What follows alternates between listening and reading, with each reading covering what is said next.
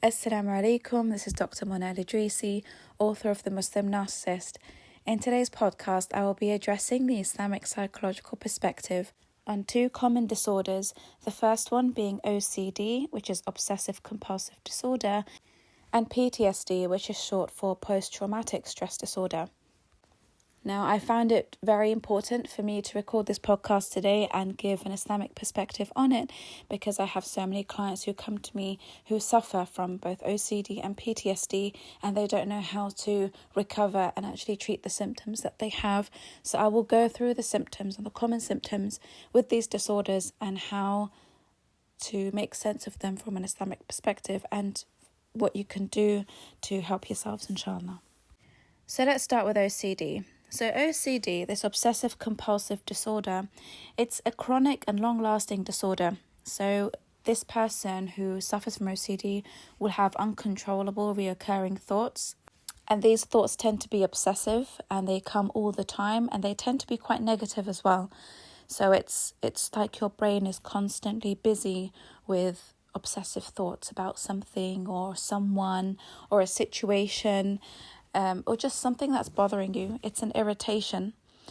So there's that side to OCD that happens within the mind, and there's also the uncontrollable physical behavior. So this also comes from the mind, but it manifests in physical behavior, such as switching the light on 50 times before you leave a room, or skipping cracks in the pavement, or constant tapping on the table, or constant tapping of the foot, or constant head movements, constant blinking.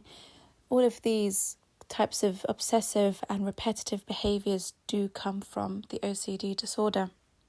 And the people who have this disorder do not relax until they do these repetitive patterns of behaviour. They don't relax until they're done. So, for example, I've got a client who has objects in her room and she cannot leave her room unless all of those objects are perfectly lined in a row. And she also can't leave the room before switching the light on a certain number of times. So it's a real bother. It's a real irritation to be going through this every single day. OCD can also give you severe paranoia. So you feel that if you don't do those things, if you don't tap your foot 50 times, or if you don't listen to something at a certain volume, then something bad is going to happen that day. So that's where the paranoia comes from. You get anxiety. People who have OCD have severe anxiety because they are terrified that if they don't do things in a certain way and a certain number of times, then something bad will happen that day. There will be a bad omen around it. And it causes people to skip going to work, they skip going to school, they isolate themselves from people because they anticipate that something bad is going to happen that day. So if they do skip something, for example, like they're used to walking on the pavement and they avoid all the cracks on the pavement and they step on a crack, they anticipate, they're already conditioning their minds to anticipate that something bad is going to happen that day. And if something bad does happen, they will blame it on that. And that's why they become more obsessive in those same, behavioral patterns so that they avoid anything else happening that day. And they will blame themselves. They will blame themselves for, not complying with, what they're used to doing, what they're used to avoiding, or what they're used to hoarding. Sometimes people hoard things as well. They collect things, they collect stones, they collect pebbles, they collect anything obsessively because it's if they don't collect all of these things, if they see them and don't collect them, again, it gives them a lack of peace of mind.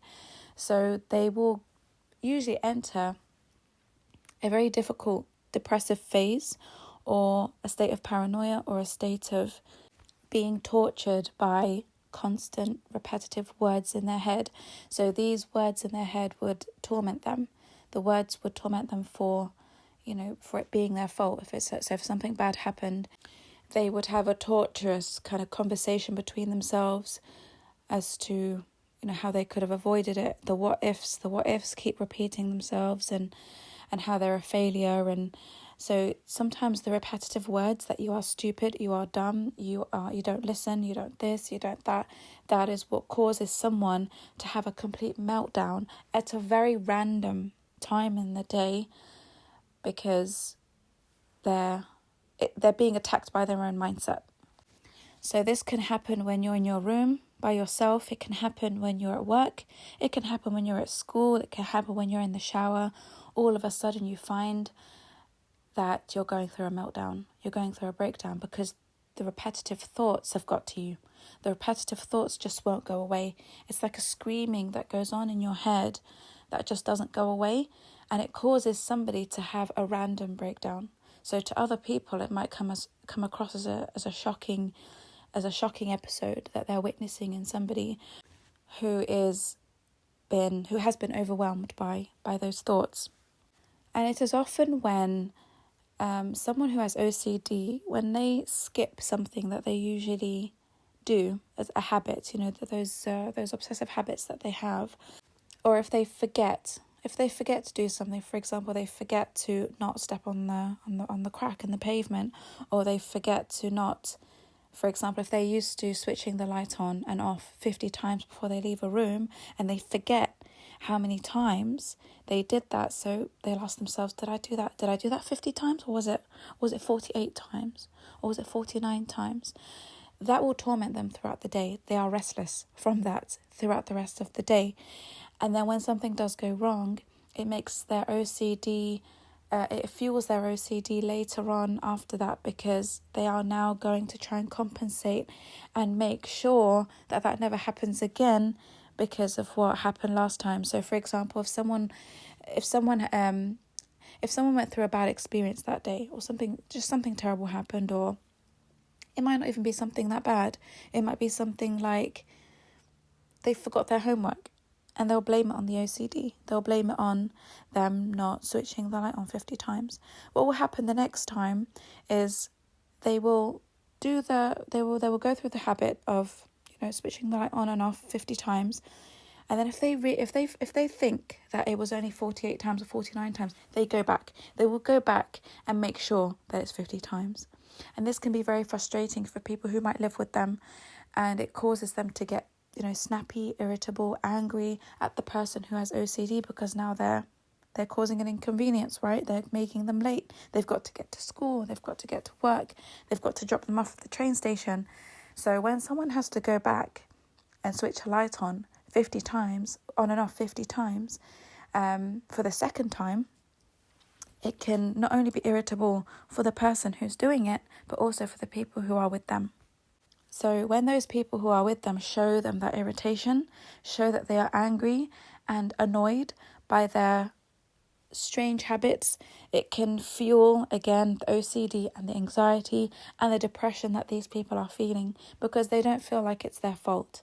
They feel that it's beyond their control and beyond their ability to actually do something about it. So when people show their frustration towards their OCD, it fuels it. And they get worse, and that's when they tend to start isolating themselves from people who show any signs of discomfort or distress with this person's OCD. And unfortunately, this can lead to chronic depression as well. So if someone has started to experience chronic depression from OCD because they feel strange, they feel unaccepted, they feel that they're abnormal, then this can lead to a very serious problem later on down the line. Now, before I go on to explain the Islamic perspective, the Islamic psychological perspective on OCD, I want to explain what psychiatrists have come up with, clinical psychiatrists. So many people have asked them, what is OCD caused by? Where does it come from? And they have come to the conclusion that OCD comes from a lot of anxiety and stress. So this anxiety and stress would often be the result of a very stressful event or a trauma, like a terrible car accident or giving birth, for example, if you had a traumatic birth. Now, this kind of stress and this kind of anxiety that comes from traumatic experiences is often difficult to treat because, especially when you have repetitive negative thoughts that go on in your mind. So people will go to doctors, they'll go to psychiatrists for help, and they will often be recommended CBT, which is cognitive behavioral therapy. Sometimes it's exposure with response prevention, exposure therapy, things like that. And sometimes they're on medication. Doctors will prescribe medication for OCD. I don't believe that it's very effective, but this is the treatment that's available at the moment. Some people go through hypnosis, hypnotherapy, and other types of therapy that deal with meditation and relaxation. Some doctors also recommend white noise machines for those people who have repetitive negative thoughts when they sleep or just before they sleep. But it is not something genetic, so OCD is not something that can be passed on to you from your parents because, again, it's related to anxiety and stress as opposed to it being a genetic illness. Now, this is the psychological explanation for it. There is an Islamic explanation, and I will come on to it, but I just want to make it clear what OCD and PTSD are from a psychological perspective first before I dive into the Islamic understanding of it all, so that everything makes sense. I need to give you the bigger picture so that you can make better sense of it later on in the podcast, inshallah. So let's move on to PTSD. PTSD, which is again the post-traumatic stress disorder. So someone with PTSD will typically relive a traumatic event through nightmares and flashbacks and isolation, irritability, guilt, anger. People with PTSD have serious problems, sleeping. They've got very bad insomnia, and they find it very difficult to concentrate and focus on something because of, again, repetitive thoughts and their minds being constantly busy with overthinking. So the types of flashbacks that they might have would be reliving the trauma, for example. They would relive it again and again and again so that they can never really heal and recover from that traumatic event. They'll have intrusive thoughts or images. So they might be, sitting on a park bench, and all of a sudden they'll have unwanted thoughts and unwanted images that flash up in their minds of something that they wanted to forget. Maybe it was abuse, domestic violence. It could have been a horrible car crash. It could have been a horrible death, witnessing a horrible death or the death of a loved one. Those thoughts, you might be having a really good day. You might have got yourself an ice cream and it's a beautiful day, and you've gone to sit on a park bench, and then all of a sudden you get that horrible image in your head again, or intrusive thoughts, and it can really ruin your day. It can really ruin your mindset. A lot of people also have suicidal thoughts. So people who suffer from PTSD and constant negative thoughts, eventually they'll get terrible suicidal thoughts as well. They'll get a voice telling them to, just end their life or commit suicide, or, you're not worthy of anything, you're pathetic, you're useless, you're hopeless. They will get those types of intrusive thoughts in their minds all the time. They will also get nightmares. So nightmares where they will either relive the trauma again that they've been through, or different types of traumas. So again, these traumas will still trigger the same feelings of fear, of anxiety, of depression. They might actually feel physical pain from these nightmares, nausea, trembling, shaking, vomiting. They might have all of these physical symptoms as a result of waking up from a terrible nightmare, or from having very vivid flashbacks. And this distress can also be triggered when they see something or hear something that, again, triggers a flashback, triggers a nightmare. And it could be, for example, I'll use the example of a car crash. So let's say someone was involved in a horrible car crash and there was a song playing at the time. There was a particular, music track. Every time that person hears that song track, it could be in a store, in a mall, it could be in a cafe, it could be in a friend's house or in someone else's car. They will get anxiety. They might start sweating. They might start screaming. They might start, reacting in a very strange way and a shocking way to others, because that music has now triggered that exact same trauma, the memory that they had tried to push away from their minds. It has come back from, hearing that music that had happened when when they had the car crash, and maybe a death happened, maybe, someone got injured, and it just caused a lot of distress for that person at the time. Sometimes you might see a photo of somebody. It could be, again, domestic violence. A woman might see a picture of her abuser, a few years down the line, and it will trigger all of that trauma again. The body will go through a trauma response. Another example could be seeing a movie, for example, and that movie has a scene that maybe you've experienced, a traumatic scene, something scary, something, horrific that you've been through. It will trigger that trauma again, and it will trigger it in a way that will make you react like you've just lived it again, like it's fresh, like it's just happened in that moment. It's not like a bad memory. So people who don't have PTSD, they might see something that will remind them of a past trauma, but they will not reenact it again. Their bodies will not go through that trauma again. It will just be a bad memory. They might cry, for example. They might sit there and cry and feel a bit shaky from remembering a past experience that was particularly bad. But someone with PTSD will actually relive it again. They will go through the grieving process again if someone had died. They will go through the same depression that they had felt at the time of the trauma, even if it happened years back. This is the difference between the two. I mean, some people who have claustrophobia, for example, if they suffer from, panic attacks when they're in tight spaces, it normally would have come from a bad experience earlier in life where someone got trapped, for example, in a very small space, and they weren't, rescued from that space quick enough, and it will trigger, PTSD, and it will trigger like a very bad reaction every time you find yourself in that situation later on down the line. And a lot of people may not understand why you've reacted so badly to something that they find trivial, but they don't understand that some people who do suffer from PTSD will relive the whole thing as if it were the first time. So what do psychiatrists do about this with their patients? Again, sometimes medications are prescribed to balance your mood.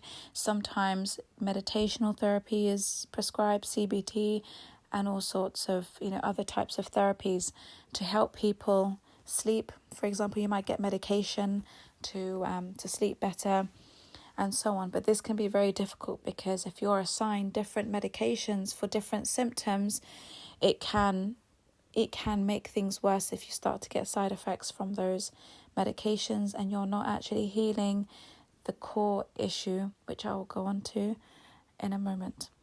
So again, I just wanted to make it clear that PTSD is not a genetic disorder. It is not something that you can get from, your mother or your father growing up. It is something that happens. It tends to happen after a traumatic experience in life or a very stressful experience. However, saying that, there have been many studies by psychiatrists who have found that if a mother, while pregnant, and I wrote about this in my book as well, if a mother goes through a very traumatic pregnancy, she might be going through, for example, domestic violence during the pregnancy with her partner. She may be suffering from severe morning sickness, or she may have witnessed, a terrible accident, or she may have experienced the death of a parent while she was pregnant. That stress and that negative energy can go to the baby. And it usually results in a baby crying a lot more than he or she should. So it might be excessive crying. This negative energy that goes to the baby can be manifested in the child as excessive crying, excessive behavior problems while they're children. So they might be hyperactive, for example, or they might not react very well to difficult emotions and difficult experiences. So this is why it's extremely important for a pregnant woman to be relaxed during her pregnancy. This is why it's important to marry someone who is empathic, someone who's kind and loving, because that pregnancy time is very important for the health of the baby too. So this was just something that I wanted to mention because we know as Muslims that negative energy can be passed on to other people. So logically, if that's the case, we will definitely know that the negative energy from a woman can be passed on to her fetus and her growing baby, and it can manifest in various emotional and behavior problems in that child when they're born with that negative energy and they don't know what to do with it, so they will excessively cry. You will often find that mothers who had very good pregnancies and very peaceful pregnancies, and they've got loving partners, they don't have children who excessively cry from a very young age. They don't have that. But women who went through traumatic pregnancies, or pregnancies in which they endured abuse, for example, they will have children who struggle to sleep at night and who struggle to stop crying even when they have their needs fulfilled sometimes. So you might breastfeed a child and that child will still continue to cry and it will be excessive. So I just wanted to to highlight that point there, because that is something that is very real. A lot of people ask me about ADHD, because ADHD is the attention deficit hyperactivity disorder, and that's also a condition that includes symptoms like being restless and having trouble concentrating. It tends to be more connected to autism, so I will do a separate podcast about ADHD and autism, inshallah. So for today, I just want to concentrate on OCD and PTSD. Right, so let's jump into the Islamic psychological understanding of OCD and PTSD. Now, if you have, and I hope you have, listened to my previous podcast of the Ramadan series that speak about the creation of the human being and the nafs, then you will understand what I'm going to be speaking about in the podcast today. So if you haven't listened to them, please go back and listen to them, because this is a continuation of what I was speaking about before. So the human being, as I mentioned before, it's made up of 4 parts. You have the nafs, you've got the physical body, you've got the intellect, and you've got the soul. Now, those 4 entities create the human being, and who you are is your nafs. So your soul, your intellect, and your physical body all come together to help your nafs make the right decision for itself, right? And that is why the nafs, because it has the last decision in whether it does evil or good, because of that, it is the one who is accountable for the good and bad deeds on the Day of Judgment. Now, how are these good and bad deeds recorded for us? Allah subhanahu wa ta'ala tells us in Surah Qaf, verse 17 to 18, إذ يتلقى الملتقيان عن اليمين وعن الشمال قعيد ما يلفظ من قول إلا لديه رقيب عتيد. The translation is, as for the 2 recording angels, one sitting to the right and the other to the left, they write everything. Not a word does a person utter without having a vigilant observer ready to write it down. And it was the Prophet Muhammad sallallahu alaihi wasallam who said, and this was narrated by Abu Umama radiallahu anhu, that the angel on the left-hand side who records the sins holds up his pen. He refrains from writing the sin down for 6 hours after a Muslim commits a sin. If the person regrets it and asks Allah for forgiveness for that sin, the angel will cast it aside and does not write it down. Otherwise, it is written down as one bad deed. This is considered a sahih hadith. So this is out of Allah subhanahu wa ta'ala's mercy, in which our good deeds are written straight away, and the bad deeds, Allah subhanahu wa ta'ala gives us 6 hours. He commands the angel to not write the sins down until we repent. So we have 6 hours to remember Allah subhanahu wa ta'ala and do something good in that time. Do something good to make up for the sin. So we know that we have 2 angels that sit on the left and right. Now Allah subhanahu wa ta'ala also tells us that we have 2 other angels. And these angels accompany us all the time, and they are protective angels. So in Surah Al-Ra'd, Ayah 11, Allah subhanahu wa ta'ala says, لَهُ مُعَقِّبَاتٌ مِّن بَيْنِ يَدَيْهِ وَمِنْ خَلْفِهِ يَحْفَظُونَهُ مِنْ أَمْرِ اللَّهِ. So the translation for this is, For each person, there are protective angels before and behind, so in front and behind, protecting them by Allah's command. Abu Hurairah radiallahu anhu said that the Prophet Muhammad sallallahu alaihi wasallam was heard to say that the angels that are assigned in front and behind you come in succession by night and day. All of them get together at the time of the Fajr and Asr prayers. Those who have passed the night with you ascend to the heaven, and Allah subhanahu wa ta'ala asks them, though He knows everything about you, in what state did you leave my slave? And the angels reply, when we left them they were praying, and when we reached them they were praying. So they take it in turns. The angels, they swap roles with other angels to protect you at Fajr and Asr. So they will leave at Fajr, and then the other ones will come at Fajr. So you should be praying at that time. This is why Allah subhanahu wa ta'ala, when He asks them, how did you find them or leave them? They say that they were either praying Fajr or they were praying Asr. And if you weren't praying at the time, at the correct time, or if you're not praying at all, then no record of you praying will be sent to Allah subhanahu wa ta'ala. So a lot of sins actually get forgiven by Allah subhanahu wa ta'ala between Fajr and Asr, because that is when the angels will actually go up to Allah subhanahu wa ta'ala with your record. So you may have seen many videos of people who escaped near-death experiences. For example, there was a car, spinning out of control on the road, and by the mercy of Allah subhanahu wa ta'ala, that person was not hit by that car. Some people, were choked on food, choked on water, and they were saved from that. Some people were resuscitated, after falling unconscious, and so on. All of these things that happen to you that protect you from the harm of outside. It could be the harm of people, the harm of the environment, the harm of chemicals, the harm of bacteria, the harm of, near-death experiences or accidents. These are all from the protection of the two angels that walk with you every day. The ones that are, the one that's behind you and the one that's in front of you. So they are there to protect you even from your own qareen, the jinn devil that's assigned to you.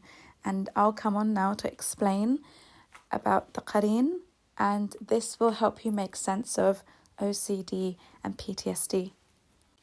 So Abdullah ibn Mas'ud radiallahu anhu, companion of the Prophet Muhammad sallallahu alaihi wasallam, said that he heard the Prophet say, each one of you has a devil companion from the jinn over him or her. So the Sahaba said, even you, O Messenger of Allah? And the Prophet Muhammad sallallahu alaihi wasallam said, even me, yet Allah helped me against him until he embraced Islam. He does not order me to do anything but good. This is in Sahih Muslim.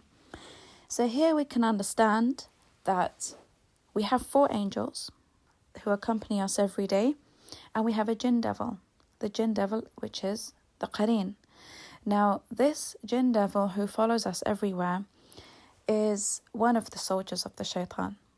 It's one of the soldiers of the shaitan because the shaitan promised Allah subhanahu wa ta'ala that he will do everything in his power to corrupt us, to lead us onto the wrong path. And what best way for him to do that? It's for him to send his army of jinn devils to us. So Allah subhanahu wa ta'ala has allowed for him to do that. He has allowed for this to happen, as it is a part of our test in this dunya. Now remember that the jinn have free will. So these particular qareens that accompany us, these jinn devils that accompany us, have not been created by Allah subhanahu wa ta'ala for this purpose. They have not been created to corrupt us. They have been created to have free will like humans have. So you will find jinns who are Muslims, some who are not, some who are evil, and it's the same. It's the same as the human race. Okay, so you've got a variety of different types of people in the human race. It's the same for the jinn. So those who are evil, those who have chosen to be evil, they are the ones who are sent by shaitan to work on us. Now, how do we know this? Where is the evidence for this? If you look at the hadith by Jabir radiallahu anhu, he reported that the Prophet Muhammad sallallahu alaihi wasallam said, Verily the shaitan places his throne over the water, and he sends out his troops. The closest to him in rank are the greatest at causing tribulations and turmoil. One of them says, I have done this and this to that person. But the shaitan says, you have done nothing. And then another one of his soldiers says, I did not leave this man alone until I separated him from his wife. And the shaitan embraces him and says, you have done very well. This is in Sahih Muslim 2813. It's Sahih. So we know from this hadith that the shaitan sends out his troops. And his troops are the jinn devil, qareens, meant to corrupt us. Okay? So Allah subhanahu wa ta'ala is merciful. And his mercy is shown in the tools that he has given us to fight the qareen. Okay, because the qareen is the one that whispers into our hearts and into our minds all the time. So Allah subhanahu wa ta'ala gave us 2 protective angels, and he also gave us our intellect. He gave us our soul that is attached to Allah subhanahu wa ta'ala, and he gave us our physical body. So to fight the qareen, to fight this jinn devil that accompanies us all the time until the day we die, we can use all of these tools. Allah subhanahu wa ta'ala has equipped us to be able to deal with the qareen. So we use our intellect and our knowledge of the qareen to fight it. We use our physical body to not do what the qareen tells us to do. So for example, if it's asking us to, walk to a bar or walk to a club, we can choose not to use that physical body to engage in a sin. It could be zina, it could be smoking, it could be alcohol, it could be anything. He's also given us our soul. So the connection that we have to Allah subhanahu wa ta'ala via our soul is what can fight the qareen when we read Quran, when we pray, when we fast, and so on.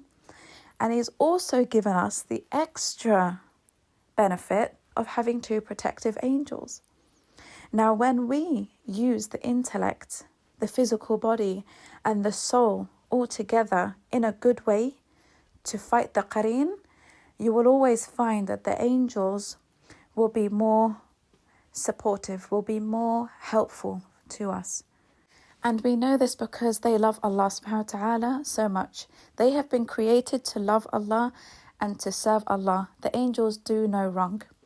So when the angels see that we are really sincerely fighting our qareen and fighting our nafs, and we're engaging in jihad and nafs, the angels will love us too. The angels will fight harder to protect us from the daily trials and tribulations of life. Allah also allows the jinn devil to accompany us because it's strength training. Okay, when we have a jinn devil, if we don't have something to fight, we will never know how resilient we are and how tough we are and how powerful we are to be able to overcome it. So Allah subhanahu wa ta'ala allows the qareen to accompany us and to try to corrupt us because he wants us to fight back. He wants us to see how brilliant we are as human beings for being able to overcome the qareen.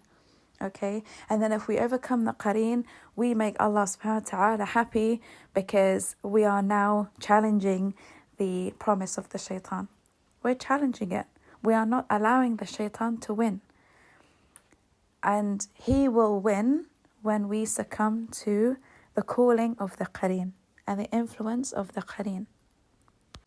So Allah subhanahu wa ta'ala tells us in Surah Al-Zukhruf in the Quran, Ayah 36, وَمَنْ يَعْشُ عَنْ ذِكْرِ الرَّحْمَنِ نُقَيِّضُ لَهُ شَيْطَانًا فَهُوَ لَهُ قَرِينٌ. And whoever is blinded from the remembrance of the Most Merciful, we appoint for him a devil, and he is to him a companion. وَإِنَّهُمْ لَيَصُدُّونَهُمْ عَنِ السَّبِيلِ وَيَحْسَبُونَ أَنَّهُمْ مُهْتَدُونَ. And indeed the devils avert them from the way of guidance, while they think that they are rightly guided. حتى إذا جاءنا قال يا ليت بيني وبينك بعد المشرقين فبئس القرين. Until when he comes to us on the day of judgment, he says to his qareen, Oh, I wish that there was between me and you the distance between the east and the west. How wretched you were as a companion.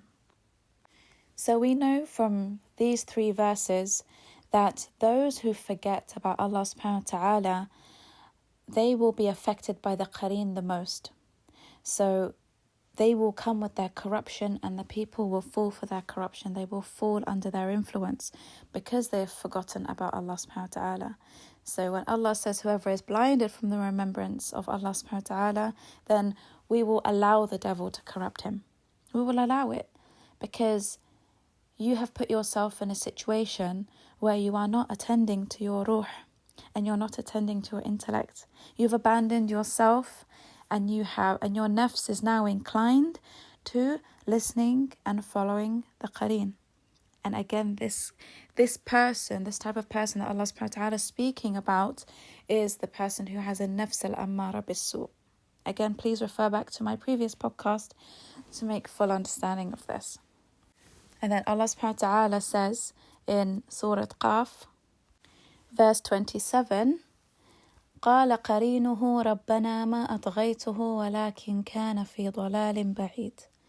So one's devilish qareen will say to Allah on the Day of Judgment, O Lord, I did not make them transgress. Rather, they were far astray on their own, by their own doing. I did not force them to listen to me. Whatever they did on their own. قال لا تختصموا لدي وقد قدمت إليكم بالوعيد.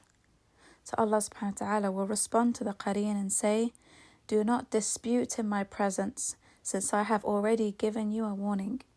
So Allah subhanahu wa ta'ala has already told us about the mission of the shaitan. He's already told us that the shaitan's going to send all his troops to us. He's told us that already.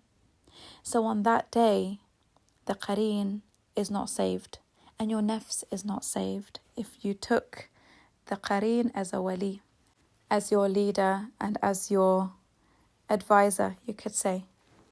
And if we go on to look at Surah An-Nas in the Quran, Allah subhanahu wa ta'ala tells us sincerely to seek refuge from the evil of the lurking whisperer. This is the qareen, the jinn devil that's with us. So Allah subhanahu wa ta'ala says, قل أعوذ برب الناس ملك الناس إله الناس من شر الوسواس الخناس الذي يوسوس في صدور الناس من الجنة والناس. Say, O Prophet, I seek refuge in the Lord of humankind, the Master of humankind, the God of humankind, from the evil of the lurking whisperer, who whispers into the hearts of mankind from among the jinn and humankind. So the word qareen in Arabic means friend, means companion. Okay? So Allah subhanahu wa ta'ala tells us that the evil can come from the jinn qareen and it can come from the human qareen. So both of them are considered to be evil companions, evil friends to keep or to choose to keep, in this dunya, because they will not lead you to a good place. Now this surah, now that I've explained the whole concept of the qareen and the qareen's mission, I will go on to explain the lurking whisper of the qareen. So what is the qareen's mission? How is the qareen connected to our mental health? So we know that Allah subhanahu wa ta'ala, He's equipped us with all these different tools and equipped us with the angels' protection so that we can become strong believers, so that we can be strong human beings. Now, a strong human being, a strong true believer, is someone whose mental health is also at peace. The mental health of a human being has to be sound. It has to be healthy in order for you to progress in life, right? In order for you to tackle the hardships and obstacles in life. It needs to be sound. Your physical health needs to be sound, and you need the right intellect and the right knowledge to help you on your way. And you also need the guidance from Allah subhanahu wa ta'ala and that sakina, that peace, that tranquility, that connection to Allah subhanahu wa ta'ala in your prayers and your worship rituals. So if you have all of these things, plus a strong state of mental health, you are good to go. You will be among the best of the believers and among the best of the humans. Okay? So because the foundation of being able to progress as a human being lies within our mental health, it will be the first thing that the qareen will attack. The first thing. So, and I say that before our connection with Allah subhanahu wa ta'ala, because it is very difficult for people who have very bad mental health to actually form a connection with Allah subhanahu wa ta'ala. That's why when people come to me for coaching and counselling, I don't just advise somebody who has gone through horrific abuse to just go and find solace in prayer. It doesn't work that way. It doesn't work. You cannot tell someone to just go and make wudu and pray. You can't tell someone to just go for Hajj and Umrah. It doesn't solve the problem. Forcing a connection with Allah subhanahu wa ta'ala in the midst of your depression and anxiety no longer helps like it used to. Because the people who lived in the time of the Prophet Muhammad ﷺ and the time of the Khulafa and the time of the Sahaba, they sought solace in each other, and they were able to find the solution of their problems in prayer and in each other as well, in the guidance of and the help of each other and the support of each other. Now that we live in a different time, it's very difficult to just tell somebody to have that kind of faith when you're in the midst of a trial or tribulation. It's very difficult. So if you've just gone through abuse or a horrific traumatic event, or if you've got OCD, PTSD, and you're having constant nightmares and it can be very difficult for someone to actually find the strength to go and pray. It can be very difficult for someone to find the strength to actually seek Allah subhanahu wa ta'ala in that moment. So the way that I approach clients and the issues that they have, and I do this with myself as well, is that I seek to find an understanding of why I am going through that problem in that time. So, for example, if someone goes through the death of a loved one and you tell them, be patient, have sabr, have tawakkul, have that trust in Allah subhanahu wa ta'ala, that it was meant to happen, it's not a punishment, it's for the good, it's a lesson. Some people in the midst of their grief cannot see that, or they don't want to see it. They just want to experience that grief. They just want to blame themselves for it because they don't understand why Allah subhanahu wa ta'ala would take away someone or something so dear to them. So it can be very difficult for them to turn to Allah subhanahu wa ta'ala at that point in time. But when they come to an understanding, there has to be a logical understanding for the human mind to comprehend in order for them to find peace first. And I say that because when I have clients who come to me and they suffer from severe codependency, for example, or severe narcissism, and someone tells them, Yahi, just go pray, go make wudu, go for Hajj, go for Umrah, and they just don't want to. They don't have that feeling of actually wanting to do that because they don't understand why they are the way they are. They need an understanding. They need a logical explanation for why they are narcissistic, why they are codependent. And I've always found success with all of my clients when they go through this period of time where I make it very clear to them why they are suffering in that particular way, why they're codependents, why they're narcissists. And then when they have peace, when they make peace with that intellectually, they can go on to establishing a connection with Allah subhanahu wa ta'ala. So it starts with your mental health. It starts from there. Now the mission of the qareen is to keep you stuck in that state of mind in which you are always troubled. You're always troubled. You've always got obsessive thoughts. You've always got suicidal thoughts. You've always got the worst thoughts about yourself, the worst thoughts about other people. You're always reliving that depression. You're always reliving that traumatic event. This comes from your qareen. This is our explanation for it in Islam. This is not from my head. This is from the research I have done into the Islamic psychological perspective of why people are tormented in their minds. It's because the mission of the qareen is to keep you there. Because the qareen knows that if your mental health was to improve and you were able to solve those mental health problems and move on with your life, then it means that you could establish a connection with Allah subhanahu wa ta'ala.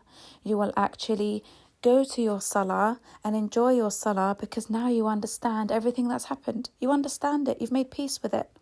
You understand that the abuse was not your fault. It's the problem of the other person who's narcissistic. You understand that your childhood traumas, they were out of your control because your own parents had their own problems. They had their own mental health problems and they had their own traumatic experiences that they brought into your family home and in your upbringing. When you come to peace with everything being qadar Allah and a part of your journey, and you come to peace knowing that the abuse that was inflicted upon you had actually nothing to do with you and your self-worth and your self-value. When you understand how to disconnect yourself psychologically from your childhood trauma and from anything else that you've been through, any other experience that you've been through that has really taken a toll on your health and your mindset and your iman, that is when you can move on with life. Why are narcissists narcissistic for such a long period of time, up until their old age? Why? Because the qareen has kept them in that state of mind. Why are people codependents for the next 25, 30 years in their marriages? The qareen has kept them in that state of mind. The qareen does not want you to seek knowledge, does not want you to pray, does not want you to have iman. It fights you daily for that. It wants you to go the opposite way. And when you go the opposite way and you follow your desires and you follow your nafs and you do everything that's not good for you and not good for your soul, not good for your body, not good for your intellect, your qareen will reward you with your ego. Okay, so it will boost your ego. That's when you walk around thinking, that's where the grandiosity of narcissist comes from. Like, oh, I'm so great, I'm so fabulous, no one's better than me, I'm better than everybody. I'm so handsome, I'm so great, I'm so this, I'm so that. That comes from your qareen rewarding you psychologically for doing what it's asked you to do. And that's why you have that false sense of grandiosity when you're narcissistic, because you now feel good about doing wrong things. You feel good about having one up on somebody. You feel good about deceiving someone. You feel good that you managed to manipulate somebody. You feel good about getting away with something or a crime or hurting someone or harming someone. You feel good about yourself. Where does that come from? It comes from your qareen rewarding you. Now, if you're trying to fight your qareen, it will increase the dose of the visuals that you see in your mind, the repetition of everything that you're trying to avoid, the constant put downs, the constant nightmares, the constant flashbacks. All of that comes from your qareen because it doesn't want you to progress. And what's happening here is that every time you fall prey to the qareen, when it sends you a test, for example, you're sitting in the park and then you get a suicidal thought. Now, what does the qareen want out of that? The qareen wants you to be depressed. The qareen wants you to actually feel suicidal and start to think about suicide and start to think about everything that makes you a worthless human being. You've lost now to the qareen because now you're getting the qareen used to a certain reaction when he sends you these tests. So if the qareen knows that every time he sends you a horrible thought, that you're going to react to it in the way he wants you to react, you're going to keep getting it. And they're going to come quick and they're going to come fast because it's working. Now, if you decide to fight the qareen by standing up for yourself and saying, no, I don't want to be suicidal. I don't want to be someone who is worthless or see myself as worthless. And then you force a positive thought in your mind at that point in time. This is what I teach my clients. Force a positive thought in that particular time. Listen to some good music. Listen to a podcast. Do something when you have those negative thoughts. Immediately fight your qareen by doing something positive. Do something positive in that moment in time. It could be anything. You have your phone with you all the time. Open YouTube. Open Spotify. Whatever it is that you need to do it in that moment in time. Because now you are starting to teach your qareen that it's not working on me anymore. It's not working. Now what's going to happen here, when you start to fight your qareen, you will notice that the qareen will try harder. It's going to try harder. So you're going to get more negative thoughts. You're going to get more negative flashbacks. You're going to get more nightmares. And again, Allah subhanahu wa ta'ala and the Prophet Muhammad sallallahu alaihi wasallam, they give us solutions for this.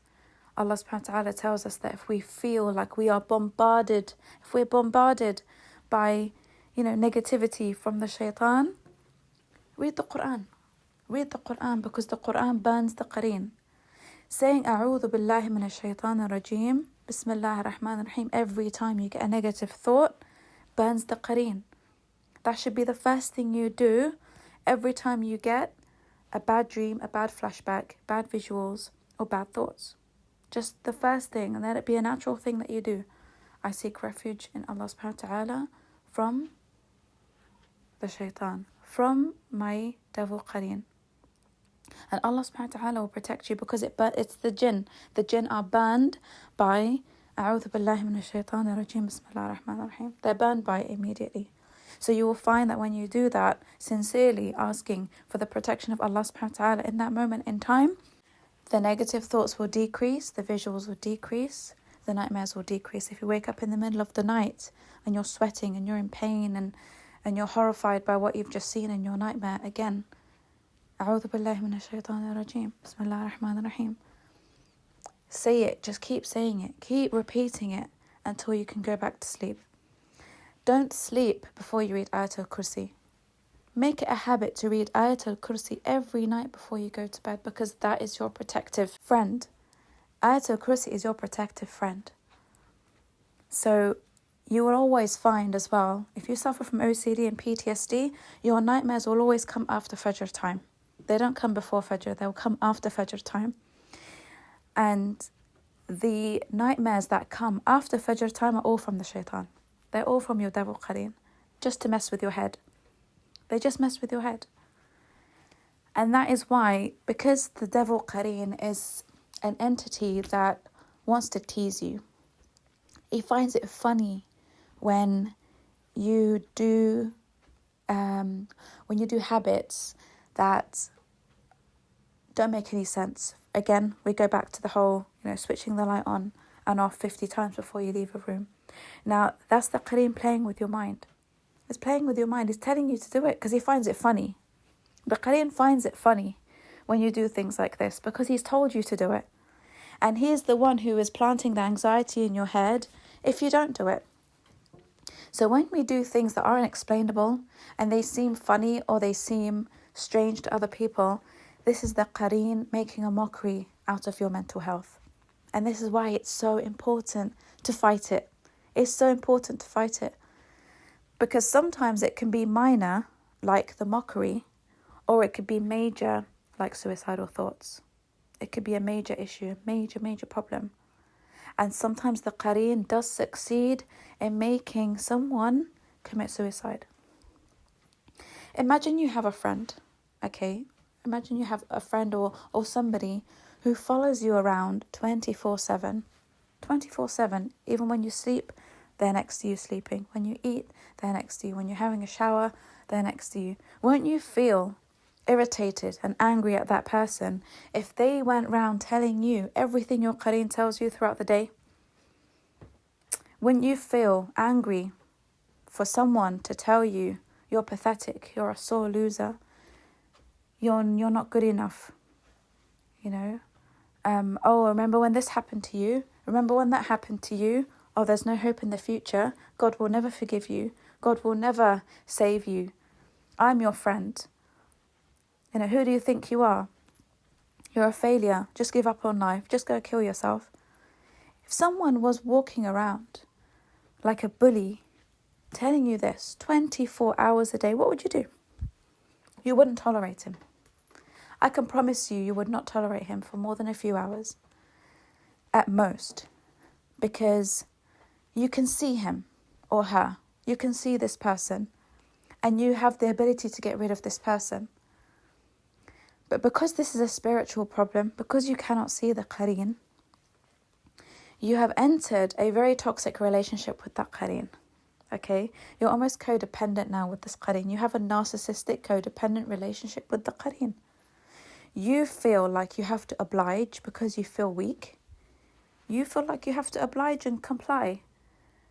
And the qareen is the abuser. The qareen is the narcissistic abuser that can tell you everything it wants to tell you. And because your self-esteem and your iman and your belief in yourself is so low, you're accepting everything the qareen is throwing at you. And he is loving it. Loving it. Because he's being rewarded by the shaitan for keeping you in this state of mind. Contrary to what psychologists say, this is definitely a spiritual problem that you can get yourself out of. You can get yourself out of it by understanding that you actually have an entity to fight. It's not you. The problem is not you as a person. The problem is that you are not, you have not found the right way to heal from a trauma, from a traumatic experience. You have not processed it. You have not understood it properly in order to have the tools to fight the qareen. So again, for example, you might have been through, let's just say, a car crash. I'll use this example. And you lost a loved one in that car crash. And maybe you're feeling really guilty that you survived and someone else in the car died. And that just keeps reliving itself in your mind over and over and over again. You can't get over it. Now, it's very difficult for people who have no faith and no belief in Allah subhanahu wa ta'ala to actually get over this. Because like I said, they don't understand the qareen. They have no knowledge of the qareen. So they always attach it to themselves personally. The guilt will always be attached to their level of self-worth and self-esteem for as long as they live. They will never be able to get over it because they don't understand that it's a spiritual problem. And that's why people are in therapy for 10, 20, 30 years sometimes, because they just don't know how to get over their problems because they don't have Allah subhanahu wa ta'ala in their lives. They do not understand that everything happens by the decree of Allah subhanahu wa ta'ala. Everything. Every tiny little thing. If you've survived and someone else died in that car crash, Allah subhanahu wa ta'ala meant for that to happen. He meant for you to survive because your mission has not been complete in this life. Everyone has a divine mission. That person's mission was complete. Allah subhanahu wa ta'ala knows best. That was his or her time to go. Your mission is not complete, so Allah subhanahu wa ta'ala saved you. And those two angels that protect you are the ones that saved you because Allah subhanahu wa ta'ala did not decree for your life to be taken on that day. When you fully grasp the understanding of al-qada wal-qadar, you can let a lot of things go. You can let a lot of traumas go. You have to have a full understanding of everything that you've been through. You have to have a full understanding of Allah subhanahu wa ta'ala's love for you and mission for you and purpose for you in those experiences. What's the lesson Allah subhanahu wa ta'ala wants me to learn? Today my friend died. It could have been me. I need to fix up. Because if that was my last day, I wouldn't be going to a good place. Because I'm not praying, I'm not doing good things. I've been following my qareen for far too long. I've been following my nafs for far too long. The qareen and the nafs are best friends. Because it's your nafs, al-ammara bis-su', that becomes a very close companion to the qareen. And it's the qareen that drags your nafs on the Day of Judgment to be held accountable. And the qareen says, no, sorry. The nafs didn't, it just listened to me. I never forced it to do anything. And your nafs will desperately blame the qareen on that day, on the Day of Judgment. But he made me do it. The qareen says, no, you had a choice. The nafs will always have a choice to do good or bad. Okay? So it starts with knowledge. It starts with understanding the wisdom behind qadar Allah, the divine decree. So if you had a bad pregnancy, understand that Allah subhanahu wa ta'ala is going to reward you for all of that pain. The Prophet Muhammad ﷺ said that if a believer was to be pricked and hurt by the thorn of a rose, he or she would get reward for that. He or she would get rewarded by Allah subhanahu wa ta'ala for that. As long as they're not cursing everyone and Allah subhanahu wa ta'ala for that happening. You've got to be patient in the time of pain and, seek that reward from Allah subhanahu wa ta'ala. So imagine, what going through a traumatic pregnancy could be. Imagine how Allah subhanahu wa ta'ala will reward you for enduring, difficult pain, a difficult time in pregnancy, a difficult childbirth, a difficult experience with your parents, a difficult experience with your husband or with your wife. Allah subhanahu wa ta'ala will reward you for every hardship and every pain. He does not want you to hold on to that pain and that trauma, because the more you hold on to it, the more you're going to get taken advantage of by your qareen. So your qareen knows that you're finding it difficult now to get over a particular traumatic experience. He knows that.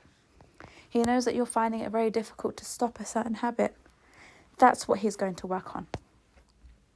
He knows when to get you in your moments of weakness. He knows what to say to you. He knows how to influence you. He knows how to make you feel 10 times worse than you already do. He knows how to fuel your OCD and PTSD. He knows all of this. So you will always find that there's a common pattern of behavior in your OCD and your PTSD. And because you keep giving in to those particular times when, for example, you have a panic attack, you get a bad visual in your mind, a bad memory, and you have a panic attack. That panic attack is exactly what the qareen wanted to see. Because now you've lowered your energy. You've become weak and you can't fight the qareen. So he knows what to do to keep you there for a very long time. That's why people who suffer from OCD and PTSD suffer for a very long time. And actually, one of the things that I've noticed, because I do counselling and coaching for teenagers as well, I have noticed one thing that has, it's the common denominator in all of the cases, is that girls who have abusive or absent fathers develop OCD from teenage age. And boys who have absent mothers or abusive mothers develop OCD from teenage age, from the ages of 11, 12, 13. You don't really get children who have OCD. It's usually from teenage age. And I've noticed that with all the clients that I have, all of them who are in that situation, so again, absent father for a teenage girl and an absent mother or abusive mother for a teenage boy, their body starts to react in a problematic way because of that absence, because of that parental absence. And it happens from the ages of around 10, 11, 12.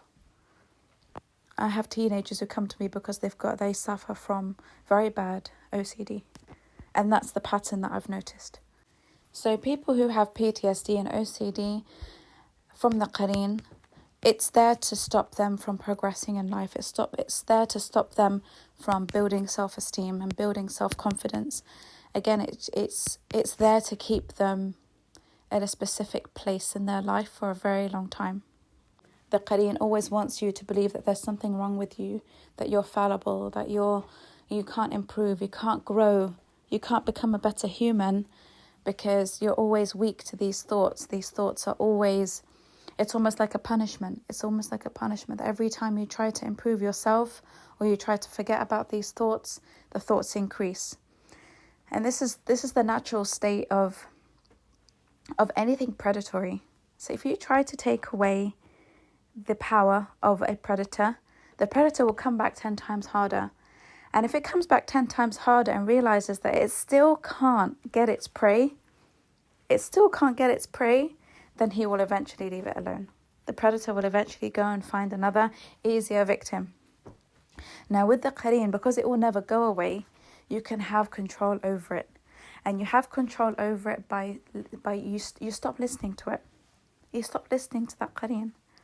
And in return, When you stop listening to that qareen, you actually make the qareen better as well. Because again, the qareen is from the jinn. They have free will. You might actually influence your qareen to be better. Because you're stopping it from the abuse. You're stopping it from abusing you. You now have decided that I'm going to fight this qareen. A lot of people, they don't know how to fight their OCD and PTSD. They say, oh, it's too hard. It's not that easy. It's too hard.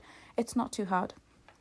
You need to visualize your qareen as a person who constantly accompanies you all the time for you to be able to deal with the qareen effectively. Just picture it as someone who's constantly with you, saying all of these things in your mind, reminding you, showing you pictures of a past trauma.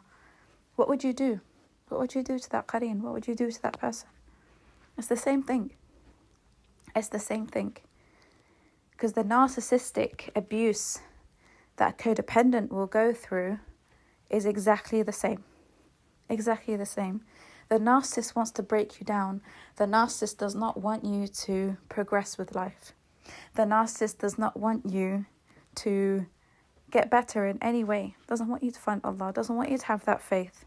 It wants to take it from you. Remember the jinn. The jinn devils and the shaitan have envy for you. They're jealous and they're envious. They want to take away what makes you strong. They want to take away what makes you special as a human being, and they want to take away your iman. So when they take away your iman and you feel helpless, you're not going to turn to Allah. You're not going to turn to the Quran. You're not going to turn to Salah. You're not going to go and get the therapy and the help that you need. You will stay there for years and years, and that's exactly where the shaitan wants you.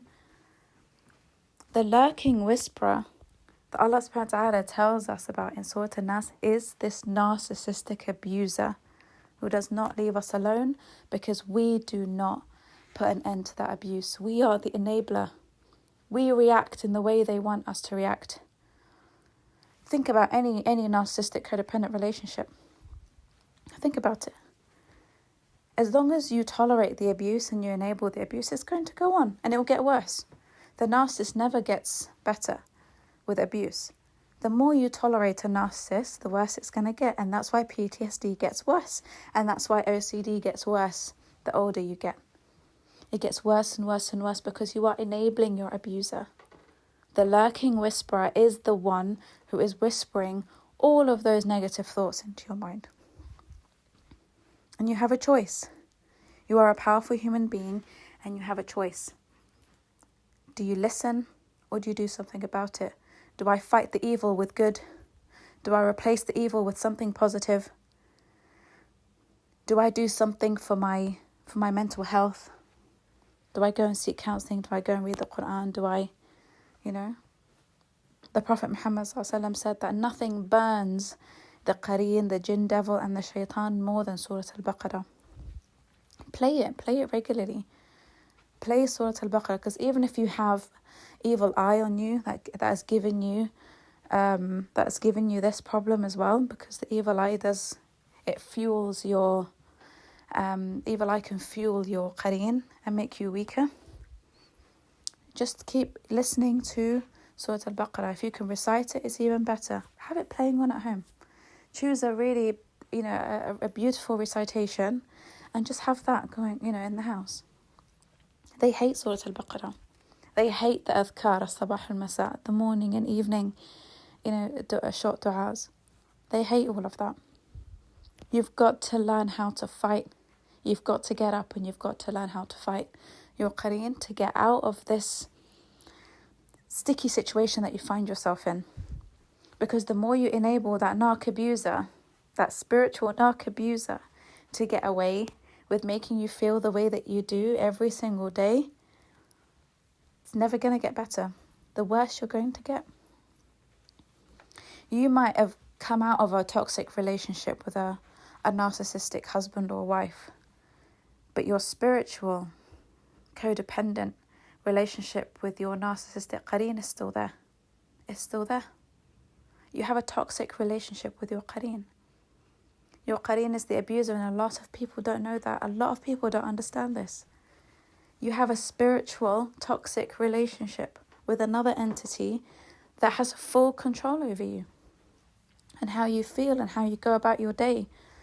Remember, narcissism comes from the shaitan, so the jinn devil will be saturated with it. The jinn devil has the ability to make you feel so bad about yourself if you do not switch on that light on and off 50 times. Can you see how something so trivial can affect your mental health so much just because you allow your qareen to allow you to do it? When I have teenage clients, I always tell them, rebel against it. Rebel and say, no, I'm not going to do it. And wallahi, I've had clients who have completely been treated from the OCD, alhamdulillah, because of this. Just rebel against it. Just say, you know what, no, I don't need to switch the light on 50 times. I don't need to flick it on and off 50 times. I can step on all the cracks that I want. Rebel against it. Everything it tells you to do, rebel against it, because the qareen will never encourage you to do good. So when you get those negative thoughts, do the opposite. Do the opposite. And you will see how the qareen gets weakened. Every time you rebel against it and stand up for yourself, and you say, I'm not tolerating this abuse anymore, and you start to put boundaries between you and the qareen, now the qareen has a bit of respect. Now the qareen knows that if I say this to her, she's not going to listen anymore. She's not going to listen. She's become stronger. And it works. It really does work. Rebel against the qareen and say, I'm not going to, if I get a bad flashback from a traumatic experience, remind yourself, qadar Allah. It happened. I can't change the past. There's nothing I can do. It's not in my hands to control it. Can you see how the qareen wants you to feel bad for something that wasn't in your hands anyway? It wasn't in your hands to control, but he wants you to feel bad for it. He wants you to be constantly tormented by an experience you had no control over. And that's not the state again of a believer. Allah subhanahu wa ta'ala does not give us that burden. He does not give us that burden. There are things out of our control and Allah subhanahu wa ta'ala takes responsibility for them. He has the power over them. He doesn't want us to sit there and feel guilty for the rest of our lives over something that he knows wasn't in our hands. It doesn't make any sense. But the shaitan wants us to do that. The shaitan wants us to lose hope in ourselves. So he makes us focus on the things that we could never change and allow those flashbacks and allow those nightmares and allow those negative thoughts to affect us, where instead of us focusing on the things that we can change. And we can change our mental health state. We can get out of this toxic relationship with our qareen. It's just because we can't see the qareen, people find it more difficult.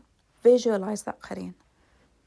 I promise you, when you start visualizing that qareen as a real person, you will find it easy to rebel against the qareen, stand up to the qareen, and ignore him. You will be able to do that. And this is how we heal from OCD and PTSD. Even ADHD, if we find it difficult to focus and sometimes we're focusing on negative things or we overthink, ADHD, people who have ADHD are overthinkers.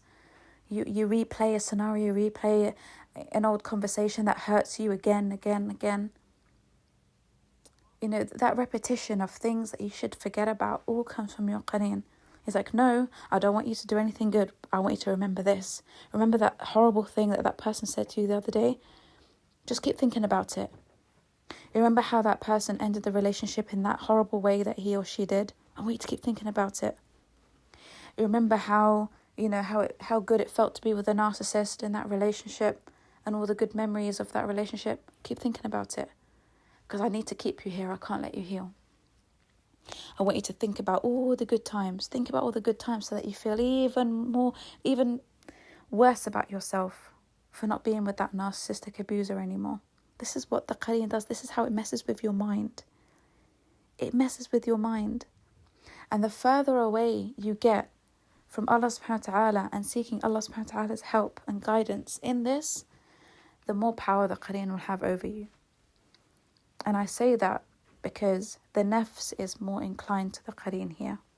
And when the nafs is more inclined to the qareen and doing evil, we know here for sure that the nafs has neglected the voice of the ruh, of the soul. We know that the nafs has neglected the intellect. And like I said in my previous podcast, if the nafs neglects one of the three entities, the soul, the intellect, or the physical body, then the qareen will have power over the nafs. Because all three need to work together for the nafs to overpower the qareen. All three have to work together.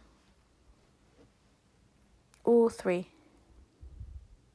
I hope that makes sense, inshallah, because it works. This way of dealing with the qareen has worked for so many of my clients. It's worked for myself.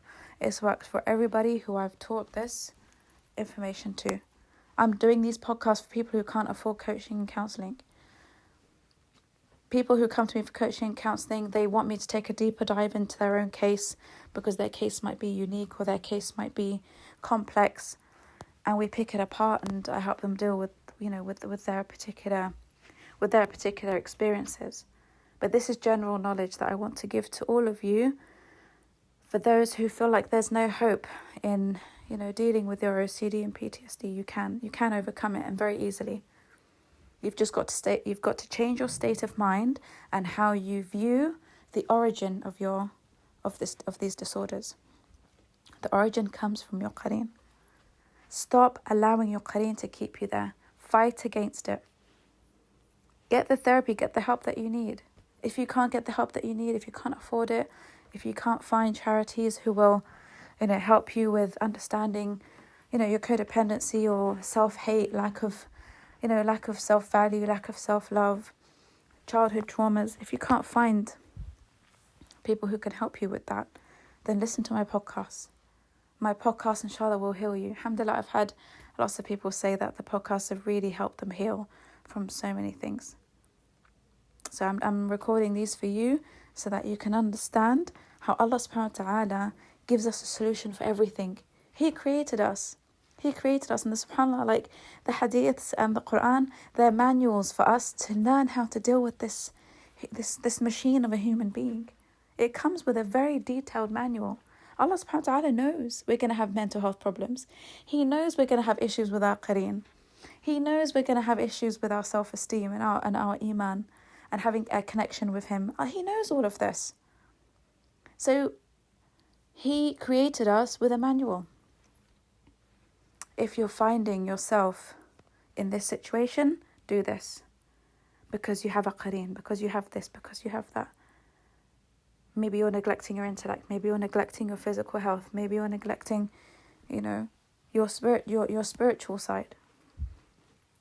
If you're neglecting anything, you're going to suffer. There's going to be a problem. Sometimes people have a strong connection to Allah subhanahu wa ta'ala but no knowledge. So they're easily swayed by what people say. And that's why a lot of empaths end up with narcissistic, men and women, because they believe that, this narcissist who looks very religious and has a lot of knowledge, they know that, they can get their information from them.